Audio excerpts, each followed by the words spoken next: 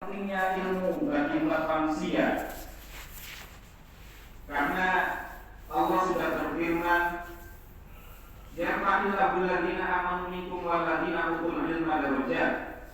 Jadi Allah akan mengangkat derajat seseorang dengan dua variabel utama. Jadi bukan asik dengan ilmu pengetahuan, tetapi variabel yang juga penting adalah iman. Maka tidak aneh kalau kemudian kerusakan-kerusakan yang kita lihat bukan saja dilakukan oleh orang-orang yang tidak berilmu, tapi orang yang berilmu tapi defisit dengan iman. Karena itu Nabi Muhammad SAW dalam beberapa hadis menyampaikan pentingnya kita menuntut ilmu.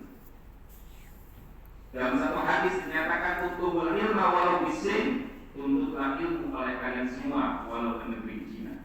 Atau utubul ilma minal mahdi ilal lahdi, perintah untuk menuntut ilmu dari buaya sampai liang lahat. Ini menandakan kepada kita bahwa kita tidak boleh untuk berhenti dalam belajar. Ini yang sering kita dengar, long life education atau pendidikan seumur hidup. Dalam kitab Ta'lim wa Ta'lim juga disinggung, "Ta'allam fa innal ilma zainun li ahlihi wa fadlun wa umwanun li kulli mahami." Belajarlah karena ilmu adalah perhiasan yang baik bagi pemiliknya dan keutamaan baginya serta tanda setiap hal yang terpuji. Kemudian dilanjutkan, "Waktu mustafi dan kula yaumin ziyadatan minal ilmi wasqafi buhuril qawaidi." Jadilah kalian semua orang yang mencari faedah, setiap harinya bertambah ilmu dan berenanglah di atas lautan faedah. Hadirin hadani Allah yakum. Belajar sendiri adalah sarana untuk menghilangkan kebodohan yang ada di dalam diri kita. Dengan belajar kita dapat membedakan mana yang baik dan mana yang buruk. Inilah yang kemudian dalam tradisi filsafat, bahwa orang yang berfilsafat ada modal utamanya adalah akal. Dan ini menjadi pembeda antara manusia dengan makhluk lainnya. Maka dengan belajar kita dapat membedakan mana yang baik dan mana yang buruk. Jika kita tidak belajar, maka tidak ada bedanya dengan orang dalam gangguan jiwa. Karena diri bagaikan seseorang yang telanjang dan ilmu adalah bajunya. Semakin bagus ilmu yang kita miliki, maka semakin bagus pula baju yang kita gunakan.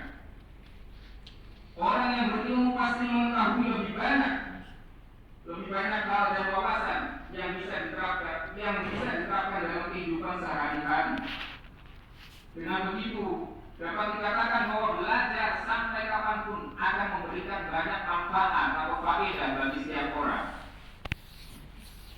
Seperti melatih kemampuan berpikir, meningkatkan kemandirian, melatih kedisiplinan, meningkatkan penghasilan, dan masih banyak lagi. Hadirin hadani Allah iyyakum. Maka pemerintah terus mengupayakan agar tidak ada lagi warganya yang tidak mengenyam pendidikan. Bahkan kita sering mendengarkan amanah bagaimana kemudian Indonesia mencapai Indonesia emas pada tahun 2045. Dan satu-satunya cara adalah bagaimana kita meningkatkan indeks pendidikan kita. Bahkan dari mulai lingkungan sosial yang paling rendah, keluarga misalkan, bagaimana kita menciptakan satu tradisi pendidikan di dalam keluarga kita, mengajarkan bagaimana sopan santun, mengajarkan bagaimana bisa mengaji Al-Quran dan seterusnya, sampai pada tingkat RT RW dan sampai pada negara pada level yang lebih makro. Ini tentunya ikhtiar yang mulia yang perlu kita dukung oleh kita semua, apalagi kita berada pada Kementerian Agama Republik Indonesia. Ini tentu adalah misi mulia yang perlu kita usung bersama. Hadirin hadani Allah iyyakum. Ada pun beberapa keutamaan orang yang berilmu. Yang pertama adalah ilmu adalah warisan para nabi.